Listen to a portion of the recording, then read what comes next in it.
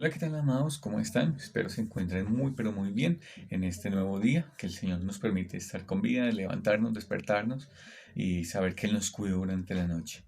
Damos gracias por darnos la oportunidad de llegar hasta sus casas con este video en que vamos a estar estudiando y escudriñando el carácter santo de Dios, conocer lo que Dios hace, cómo actúa y cómo Él se dio a conocer a través de la bendita palabra de Dios.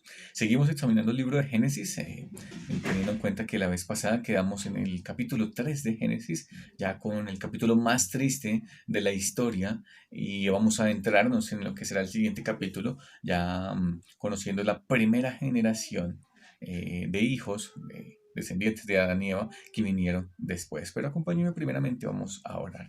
Padre, a ti la gloria y damos porque eres el único merecedor de ello, merecedor de nuestra gratitud, merecedor de todo honor, Señor, porque nos has dado todo lo que necesitamos para esta vida, pero nos has dado el privilegio de tener una comunión contigo, Señor.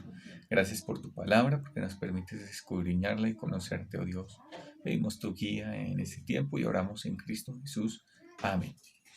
Dios en su justicia expulsó a Adán y Eva del huerto de Edén. Dios había dicho que si comían del árbol iban a morir. Efectivamente comieron, murieron, perdieron la comunión con Dios y lo que venía después era que merecían estar totalmente separados de Dios. ¿Por qué? Porque Dios es santo y la santidad habla de su pureza, de que Dios no se puede contaminar. Pero también la justicia de Dios exigía que fuesen expulsados, que fuesen separados de la comunión con Dios. Y por ende también fueron separados y expulsados del huerto de Edén. Eso lo evidenciamos ahí en el capítulo 3. Y pasa el tiempo y nos menciona la Biblia que viene una siguiente generación ahí en capítulo 4. Pero algo que siempre debemos tener presente y debemos tener en nuestras mentes es que Dios hizo una promesa en Génesis capítulo 3 versículo 15. Una promesa de un Salvador que vendría a poner fin al pecado, a la muerte y a la obra de Satanás. Un descendiente de la mujer iba a ser ese libertador, ese salvador. Y teniendo en mente esto es que vamos a adentrarnos en lo que es el capítulo 4. Va a ser muy importante esa promesa del Salvador porque es la que nos va a dar luz aquí en el primer versículo. Génesis capítulo 4 versículo 1 dice así: conoció Adán a su mujer Eva, la cual concibió y dio a luz a Caín, y dijo: por voluntad de Jehová he adquirido varón. No sé si cuántas veces hemos leído este versículo, pero hay cosas que me llaman siempre la atención. Entre ellas, lo que dice Eva. Bueno, tienen intimidad, la pareja, Adán y Eva tienen intimidad, conocen a su esposa y bueno, viene el fruto de esa intimidad que es un varoncito que se llama Caín. Pero me llama la atención y destaco lo que dice Eva: por voluntad de Jehová he adquirido varón. Le ponen por nombre Caín y esta expresión nos habla de que tal vez Eva y Adán estaban diciendo: wow, Dios prometió un Salvador que iba a ser un descendiente mío. ¡Ah! Mira, ahora tengo un bebé en mi seno aquí. Ay, yo adquirí un varón, muy seguramente este varón será el Salvador. Y hasta el momento tal vez ese era el entendimiento que Eva tenía acerca de esa promesa y de pronto, uy, de pronto va a ser Caín, ese descendiente que va a traer la libertad. Pero nada más lejos de todo esto, entendemos por la palabra que iba a ser un descendiente de la mujer, pero aquí notamos que este descendiente es entre Adán y Eva, de manera que Caín no iba a ser el Salvador.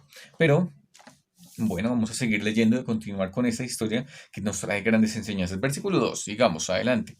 Dice: después dio a luz a su hermano Abel, y Abel fue pastor de ovejas y Caín fue labrador de la tierra. Entonces tenemos dos personajes descendientes de Adán y Eva, con dos profesiones diferentes, con dos personalidades, pero que también nos evidencian como dos maneras en que podemos acercarnos a Dios. Notamos dos realidades con respecto también a Dios. Sigamos adelante. Versículo 3 y versículo 4 dice: y aconteció andando el tiempo que Caín trajo del fruto de la tierra una ofrenda a Jehová, y Abel trajo también de los primogénitos de sus ovejas, de lo más gordo de ellas. Y miró Jehová con agrado a Abel y a su ofrenda. Entonces, notemos aquí, siempre me llama la atención el hecho de que Caín sea quien tome la iniciativa y lleve la ofrenda delante de Dios. Caín fue el primero en llevar la ofrenda. Ahora, no podemos decir y afirmar muchas cosas que comúnmente hemos escuchado de este pasaje. Entre ellas es que no, Dios no miró con agrado a la ofrenda de Caín. Pero hemos de detenernos en el texto y darnos cuenta que no miró con agrado a Caín y a su ofrenda. pero miró con agrado a Abel y a su ofrenda. Dios miró con agrado primeramente a la persona. Sí, las ofrendas tienen mucho que ver aquí, pero está mirando Dios primeramente a las personas, a Caín y a Abel, a Caín con desagrado y a Abel con agrado. Así los miró Dios. Y Dios, quien conoce los corazones, quien conoce hasta lo más profundo de nosotros, quien es el único que puede escudriñar hasta lo que hay en el interior. La Biblia habla mucho del corazón y que Dios es el único que puede escudriñarlo y que de nuestro corazón salen las malas palabras, las avaricias, las envidias, los celos y una cantidad de pecados. Pero lo que nosotros sí podemos analizar son las acciones externas. Y vamos a analizar un poquitico eso. No conocemos los corazones, pero vamos a indagar con las acciones externas que nos van a llevar a entrarnos en el corazón tanto de Caín como de Abel. Entonces, vamos a ver qué podemos analizar de esto. Entonces, Caín tiene la iniciativa, lleva una ofrenda. ¿Qué es su ofrenda? Lleva del fruto de la tierra, dice la palabra. Muy seguramente, no sé, llevó auyama, remolacha, brócoli, lechugas, una cantidad de verduras del fruto de la tierra de que él mismo había labrado, porque él era, con esta profesión, era un labrador. Y Abel, que llevó, el versículo 4 nos dice que llevó de los primogénitos de sus ovejas, de lo más gordo de ellas. Los primogénitos nos habla de esos primeros frutos, de esas primeras crías. O sea, no está dando, cuando uno tiene tal vez la primera cosecha, los primeros frutos de algo, pues uno lo quiere para uno, porque wow, qué chévere, esto es lo primero, esto es lo mejor que puedo tener. Pero a ver, lo que nos está mostrando es, bueno, esto es mi primera cosecha, estas son mis primeras crías de ovejas, es lo más gordo, lo más bonito, se lo voy a dar al Señor. ¿Qué diferencia, no? Notamos aquí con Caín y con Abel, cada uno lleva dos ofrendas diferentes. Ahora la pregunta que surge es, bueno, ¿por qué no miró con agrado a Caín y a la ofrenda? ¿O por qué miró con agrado a Abel y a su ofrenda?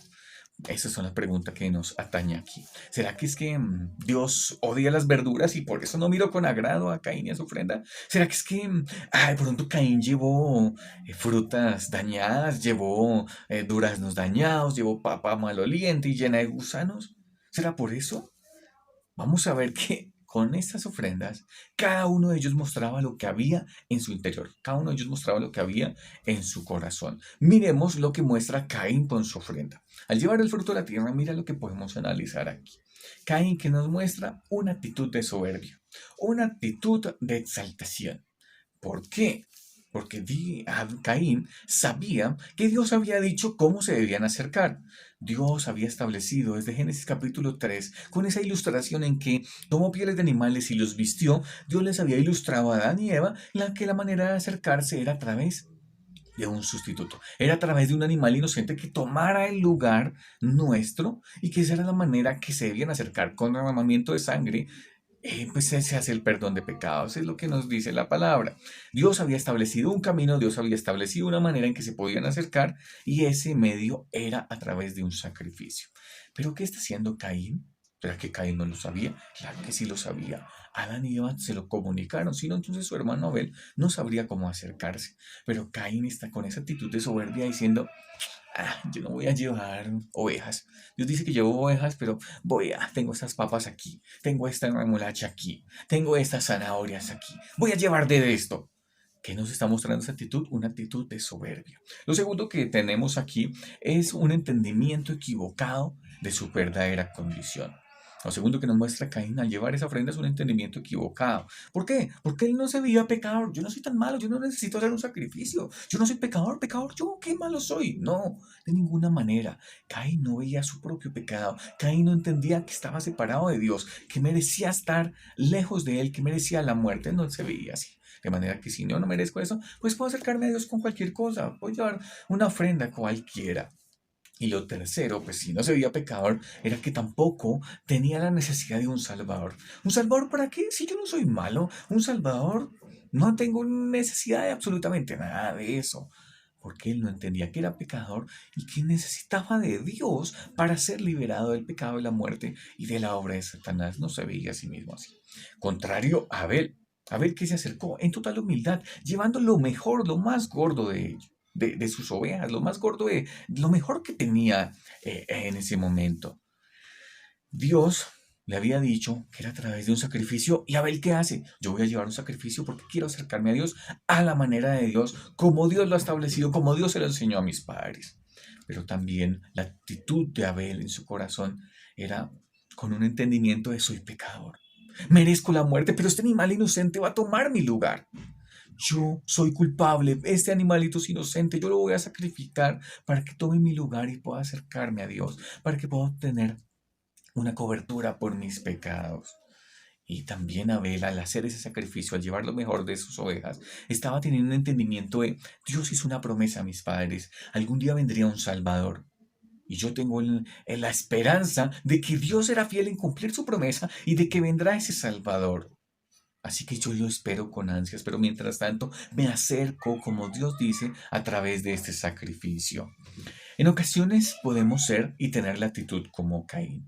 En ocasiones podemos caer en lo mismo, tener corazones orgullosos, corazones soberbios y decir, yo me acerco a Dios como yo quiera. No tengo problema. De pronto no me veo pecador. No paso un día sin confesar mi pecado, 2 días, semanas enteras, sin tener un entendimiento de, yo fallé, yo pequé. No soy tan malo, yo no le hago mal a nadie. Pero también podemos tener esa actitud de Caín, de decir, bueno, pues yo asisto a la iglesia, yo miro los videos en internet, yo entro a la reunión de Zoom y con eso estoy. Y toda la semana ni siquiera observo la palabra, ni siquiera me detengo a meditar en ella, ni siquiera me detengo a orar. Puedo hacer de esa manera y creer que yo me acerco a Dios que porque vi un video en internet, porque asistí a un lugar, porque fui a una congregación. Pero eso no es la manera en que Dios ha establecido. También podemos decir, no, pues yo, para que me vaya bien, yo cojo la Biblia y leo.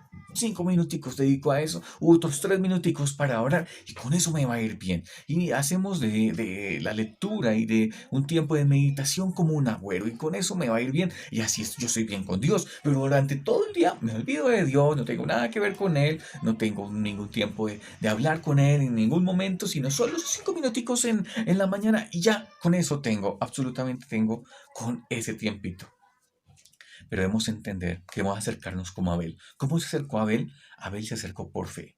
Hebreos nos habla de la fe de Abel. Abel se acercó creyendo a Dios, confiando en que lo que Dios dice es verdad, que es la única manera de acercarnos a través de un sacrificio de un inocente. Ya vino Jesús, ya vino nuestro Salvador. La única manera de acercarnos a Dios es a través de Cristo, confiando en el sacrificio que Él hizo en la cruz. Y si ya hemos tomado esa decisión, que podamos tener la humildad de diariamente confesar nuestro pecado y no creernos más que los demás, de no tener esa actitud de enorgullecimiento, de sentirnos vanagloriosos, sino que podamos en humildad confesar nuestro pecado y apartarnos de él.